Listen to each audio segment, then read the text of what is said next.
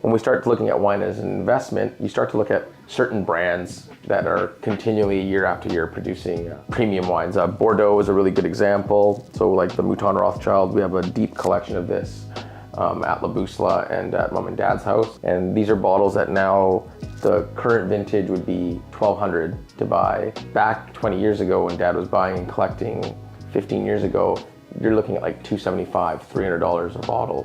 So at that point, I think wine really now has become, people are starting to look at it like, okay, we can actually buy wine, cellared properly, of course, and make money on it. A really good example is Brunello Banfi, and Mom and Dad have some 1997 left. It was a great year, so they bought some, they put it away. It was maybe a $40 bottle then, probably not much more than like $60 to buy the newer vintages now.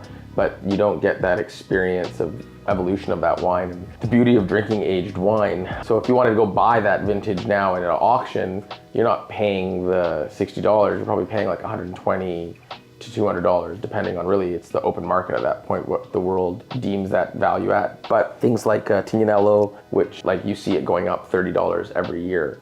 And wines like Gaia. So we carry all three. These generally move quite quickly due to the price point. But again, what last year was like $150, this year is like $187 to $200. So you start to see it like over the years. If you're buying smart and buying certain wines, you can see like a 10% return on your investment. Again, it is wine as an investment isn't like a little bit of a riskier business because you're always banking on that it's aged, cellared properly, and then you're selling it to a buyer. But a friend of mine is addicted to buying wine on auction. So he just kind of goes online, and we were in Vancouver and he would bring wines and he's like, I bought this on an auction, I bought that on an auction. I think wine as an investment purpose is something that you cellar it, but you can't be attached to it if you're purely doing it for money because you're eventually gonna sell it to somebody else.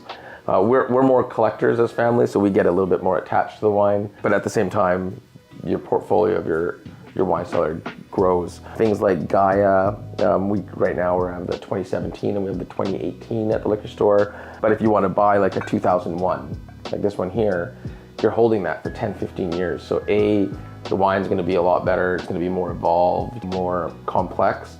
But at the same time, you can then turn around and sell that for, I would say you're adding about 10% a year.